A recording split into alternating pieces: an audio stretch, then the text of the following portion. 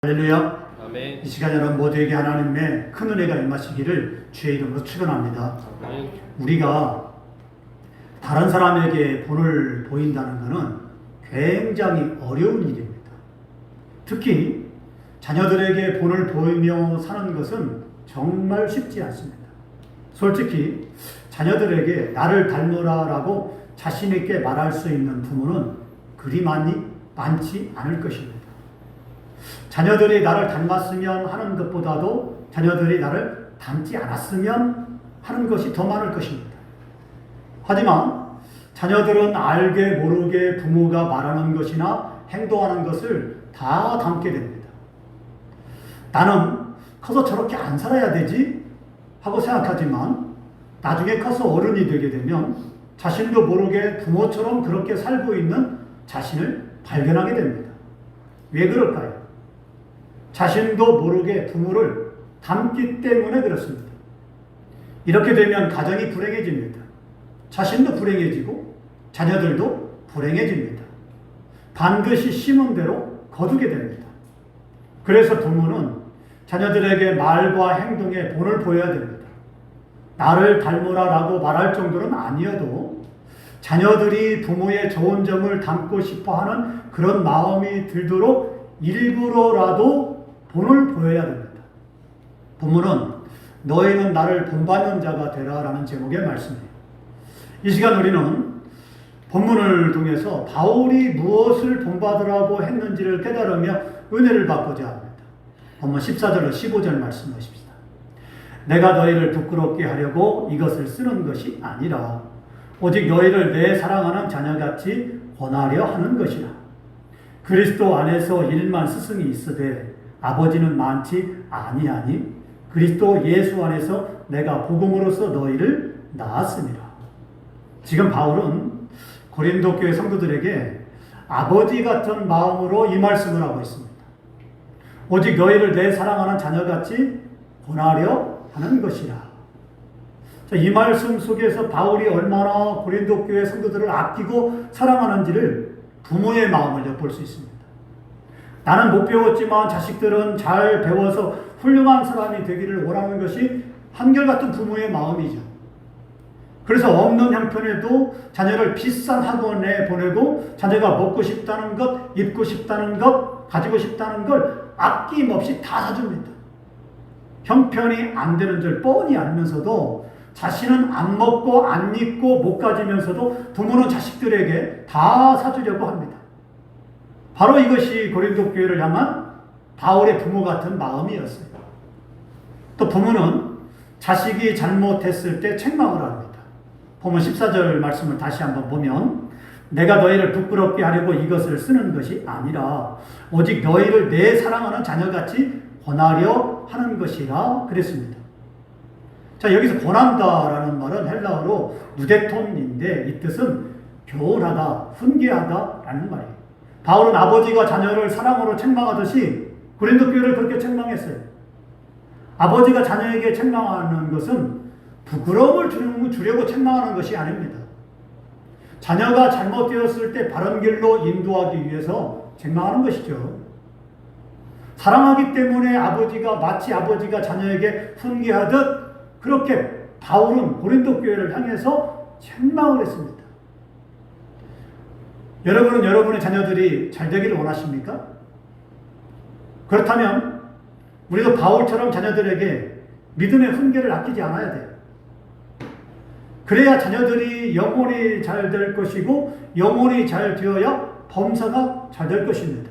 할렐루야. 아멘. 자녀들이 잘못해도 가만히 놔두고 욕을 해도 가만히 놔두고 남의 것 훔쳐가도 가만히 놔두고 싸워도 가만히 놔두고 한다면 자녀 다 버립니다. 잘못되면 알잖아요.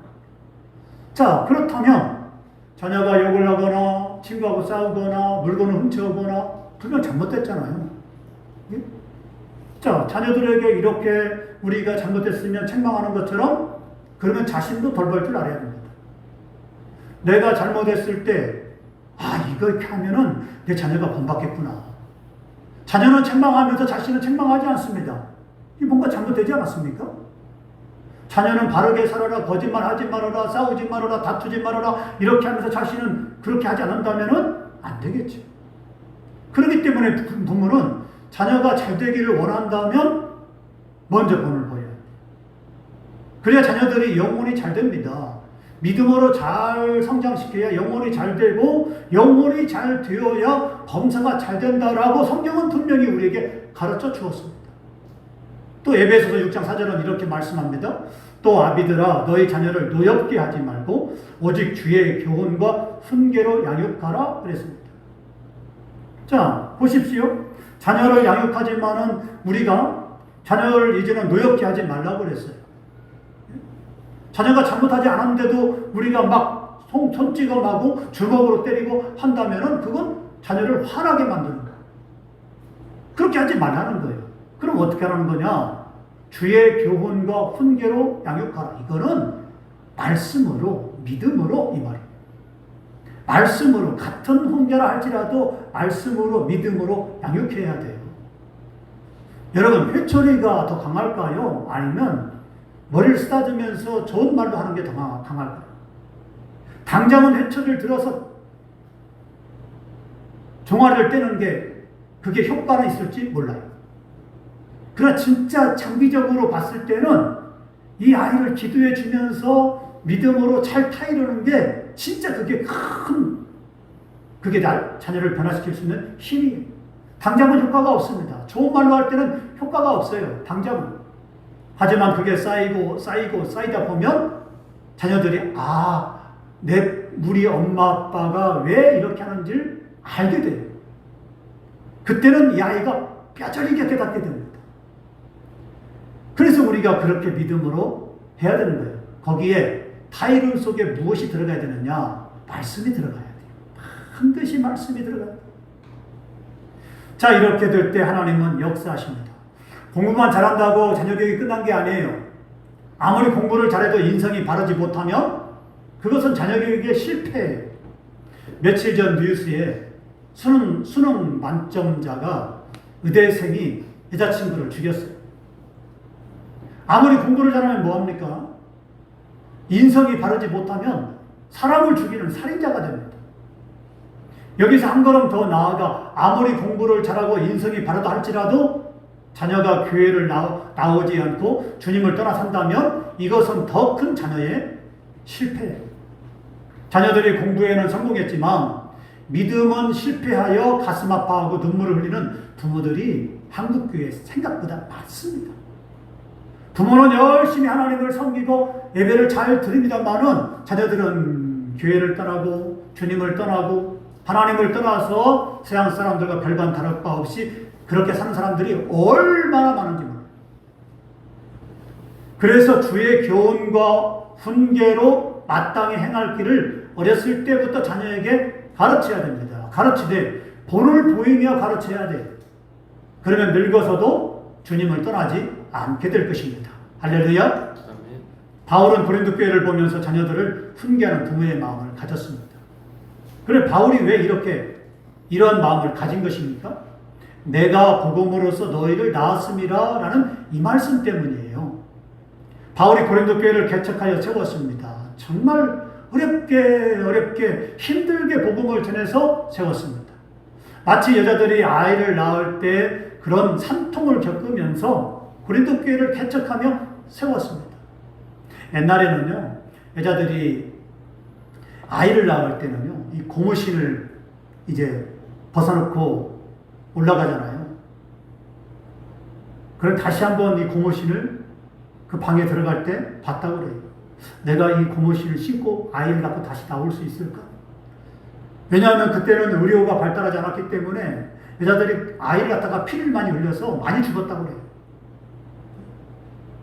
그래서 우리 아이들은 정말 엄마가 낳아준 거에서 너무나 감사해야 돼요. 정말 이 목숨을 걸고 아이를 낳는 거예요. 또 우리 남편들은 정말 자기 아내에게 감사해야 돼요. 이게 그냥 아이를 낳는 게 아니에요. 내 목숨을 걸고 아이를 낳아주는 거예요. 자기 아이를, 남자 아이를 낳아주는 거잖아요. 남편의 아이를. 예. 그럼 얼마나 감사합니까? 남자들이 평생 감사해야 되죠. 근데 어리석게 그것을 몰라요. 내 대를 이을 아이를 낳아준 거에 대해서 감사해도 모자랄 판에 자기 아내에 대해서 사랑하지 못하고 그렇게 아끼지 못하고 그렇게 한다면 얼마나, 그건 상남자가 아니고 그건 하남자죠. 자기 아내를 지킬 줄 아는 남자가 상남자죠. 그게 남자 중에 남자죠. 뭐 세상에 성공했느냐, 돈을 많이 버느냐, 뭐 이거는 둘째치고 그거는 아무것도 아니에요. 내 사랑하는 아내를 내가 지킬 수 있는 남자가 진짜 남자죠. 남자라고 해서 나는 남자입니까? 내 아내조차도 지키지 못하는 남자가 남자예요? 남자 아니에요. 그건 팔불출이죠. 그건 아무것도 아니에요. 사랑하는 내 아내, 정말 내가 결혼했을 때 사랑한다고 고백하면서 결혼했던 그 아내를 죽을 때까지 지킬 수 있는 그런 남자가 진짜 남자죠. 바로 바울이 그렇게 고린도 교회를 나왔단 말이에요. 자, 그래서 어떻게 합니까?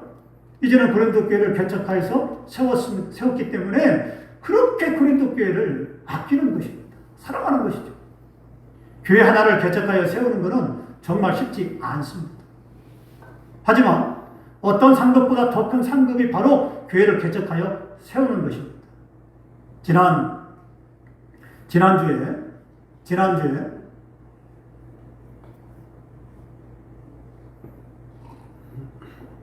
서울에서 목회하는 저희 동기 목사님을 만났어요. 그 목사님들 저와 포함해서 3명이 만났는데 대화 가운데 그런 이야기를 했어요. 교회를 잘 세우는 것도 참 중요하다. 근데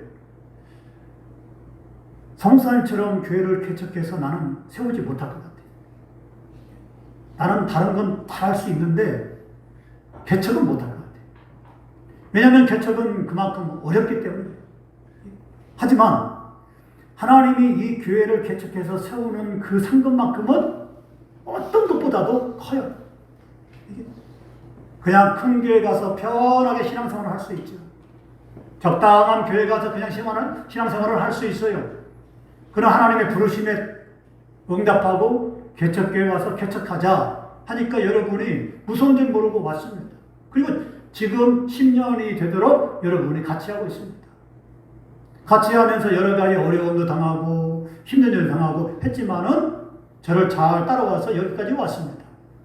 여러분의 상급이 큰 거예요. 이게 정말 큽니다. 말할 수 없이 커요. 여기 지금 말씀을 전하는 목사님의 버금가는 상급을 여러분이 하나님이 주실 것입니다. 목사님만 큰 상급을 주는 게 아니에요. 같이 동고동락하고 같이 눈물을 흘리며 같이 가슴 아파하고 힘들어한 여러분에게도 목사님과 더불어 목사님과 같은 상급을 여러분에게 주실 것이에요. 엄청나게 큰 상급이죠. 그러니 이 상급을 놓칠 것입니까? 많은 사람들이 그렇게 하다가 이제는 떠납니다. 힘들어서 떠나고 부담돼서 떠나고 그렇게 떠납니다만은 그건 어리석은 선택이에요. 끝까지 함께하고 하나님과 함께했을 때 하나님은 엄청난, 내가 생각하지도 못할, 상상도 하지 못할 하늘의 큰 상급으로 갚아주십니다. 할렐루야. 아멘. 그 상급은 뭐냐? 지금 현실에서도 기름진 복으로 주실 것이고 자녀들에게도 복을 주실 것이고 천국에 갔을 때에도 큰 상급을 주실 것입니다. 할렐루야. 아멘. 바로 그겁니다. 두고 보십시오. 하나님을 위해서 여러분이 헌신하고 수고하고 내가 다 쓸 건 못 쓰면서 주님께 드리고 그렇게 여러분이 애쓰고 수고한 것을 하나님은 단순히 천국 가서 상급으로 주는 것이 아니에요. 이 땅의 기름진 복으로 반드시 갚아주십니다. 여러분의 자녀가 잘 되도록 하나님이 열매를 맺게 하십니다. 그게 하나님의 약속이에요. 그게 하나님의 축복이에요. 그렇기 때문에 우리가 힘들고 어려워도 이 하나님이 세우고자 하는 바로 이 교회를 세웠을 때 하나님은 여러분에게 엄청난 복을 주시는 것입니다. 바로 그것이 바로 사도 바울이 알기 때문에 고린도 교회를 그렇게 사랑한 거예요. 우리가 교회 하나를 세우는데도 쉽지 않은데 바울은 얼마나 수고를 많이 했을까요? 그러므로 고린도 교회가 문제가 많지만 더 애착이 가는 것입니다. 문제가 있는 자식이 부모에게 아픈 손가락이듯 바울에게 있어서 고린도 교회는 아픈 손가락이었어요. 바울이 자신이 세운 교회가 많지만 그 어떤 교회보다도 더 신경이 쓰이고 마음이 쓰이는 교회가 고린도 교회였어요. 사실 고린도 교회는 문제가 많아요. 문제투성이에요. 정말 이런 교회가 이런 교회냐라고 할 정도로 다툼이 많고 싸움이 많고 그런 파당이 많았습니다. 그럼에도 불구하고 고린도 교회를 바울은 너무나 사랑했어요. 이유는 이 말씀 때문에 그래요. 그리스도 예수 안에서 내가 복음으로써 너희를 낳았습니다. 바울이 많은 교회를 세웠습니다. 하지만 그 많은 교회 중에서도 고린도 교회를 가장 사랑했어요. 왜? 아픈 손가락이니까. 연약하니까. 늘 넘어지고 자빠지니까. 그렇기 때문에 고린도 교회를 볼 때마다 너무나 가슴이 아파서 더 기도할 수밖에 없었던 거예요. 맞습니다. 저도 여러분을 보았을 때 여러분이 믿음이 없어서 넘어지고 자빠지고 했을 때 더 안타까운 마음이 들고 더 기도할 수밖에 없습니다. 목사님이 연락을 안 한다고 버린 게 아니에요. 목사님이 그냥 두는 게 아닙니다. 연락을 안 하는 것은 더 눈물로 기도하고 있다는 사실이에요. 더 안타까운 마음으로 기다리고 있다는 사실이에요. 그렇기 때문에 얼마나 애통하면서 가슴 아파하면서 그렇게 저 영혼을 구원하려고 얼마나 하나님 앞에서 무릎 꿇고 기도하겠습니까? 그 기도한 사람이 바로 고린도 교회를 향한 바울의 마음이었습니다. 여기서 나타나는 말은 헬라어로 게나인데 이 뜻은 정상적인 영적인 출산을 의미합니다. 우리가 입양한 자녀를 말할 때 뭐라고 말하죠? 가슴으로 낳았다라고 말하죠. 자, 내 몸에서 태어난 자녀는 아니지만 가슴으로 마음으로 낳은 자녀입니다. 나타나는 말은 헬라어에 두 개가 있습니다. 앞에서 말씀드린 게나와 엄마가 아이를 낳을 때 쓰는 틱토입니다. 게나는 낳긴 낳았지만 정신적으로 영적으로 낳은 자녀입니다. 그래서 이 아이를 입양할 때 부모에게 버림받았잖아요. 얼마나 불쌍합니까? 그러니 가슴이 메어지는 거예요. 이 아이를 볼 때 정말 슬픔이 몰려오고 정말 어려움이 몰려오는 거예요. 이 아이를 볼 때 아이고 불쌍해라. 이런 마음을 가지고 입양을 하는 거예요. 그래서 가슴으로 나온 거예요. 그 가슴으로 나온 게 헬라어로 게나예요. 게나. 자, 게나는 낳긴 낳았지만 정신적으로 영적으로 낳은 자녀입니다.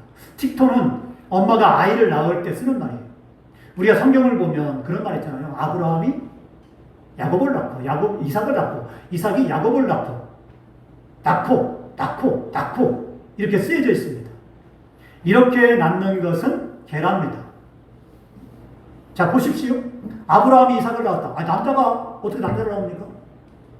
이삭이 야곱을 낳았다. 남자가 어떻게 남자를 낳아요? 근데 영적으로 낳았다 이 말이에요. 그렇기 때문에 계라입니다. 바울이 복음으로써 너희를 낳았다라는 말이 바로 이 말이에요. 어쨌든 가슴으로 낳든 몸으로 낳든 근본적으로 생명을 주신 것은 하나님이십니다.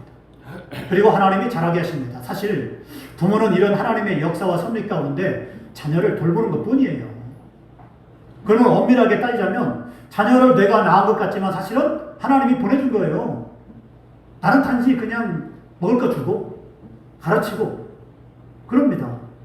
아니 그러면 내가 먹여서 자라게 합니까? 내가 이 아이를 성장시킵니까? 키가 자라게 합니까? 머리가 자라게 합니까? 부모는 절대 할 수 없어요. 이 아이가 키가 자라게 하고 그리고 이제는 정상적으로 성장하게 하고 하는 거는 바로 하나님이 하시는 일이에요. 나는 그냥 먹을 거 주는 것 뿐이에요. 입을 거 주는 것 뿐이에요.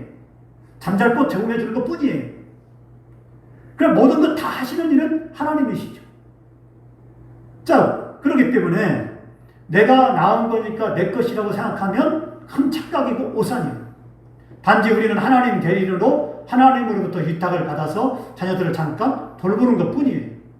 모든 생명의 주인은 하나님이십니다. 그러므로 우리는 우리 자녀들을 내 욕심이나 내 뜻대로가 아니라 오직 하나님의 뜻대로 가르치고 양육을 해야 됩니다. 할렐루야. 아멘. 자, 그 다음 본문 16절 말씀을 보십니다. 그러므로 내가 너희에게 권하노니 너희는 나를 본받는 자가 되라. 지금 사도 바울은 아버지처럼 말씀하고 있습니다. 자녀를 기르는데 아버지라는 존재는 참 귀하죠. 아버지는 가정의 울타리와 같습니다. 아무리 훌륭한 어머니가 있어도 아버지라는 가정의 울타리가 있어야 아이들이 잘 자랍니다. 그러므로 어머니는 언제나 아버지의 권위를 세워줘야 됩니다.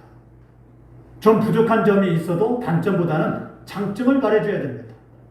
어느 때는 조금 실수를 해도 자녀들 앞에서 아버지의 자존심을 세워줘야 됩니다. 스승은 많습니다. 하지만 아버지는 하나입니다. 선생은 많습니다. 그러나 아버지는 하나뿐입니다.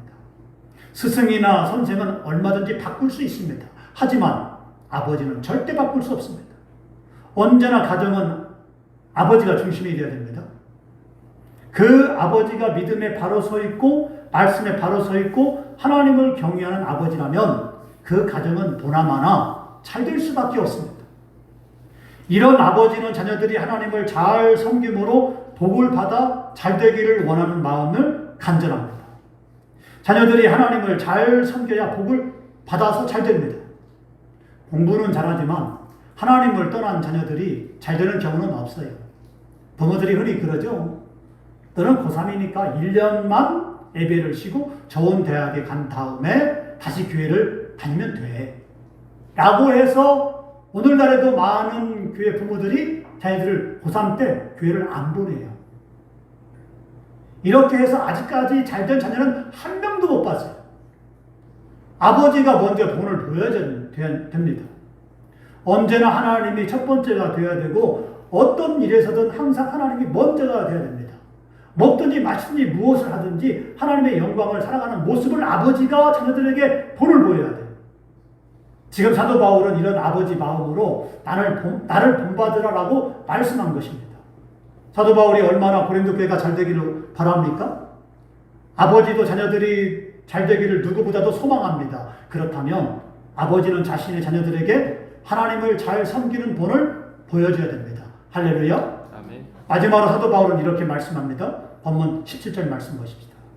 이로 말미암아 내가 주 안에서 내 사랑하고 신실한 아들 디모데를 너희에게 보였으니 그가 너희로 하여금 그리스도 예수 안에서 나의 행사 곧 내가 각처 각 교회에서 가르치는 것을 생각나게 하리라 그랬습니다.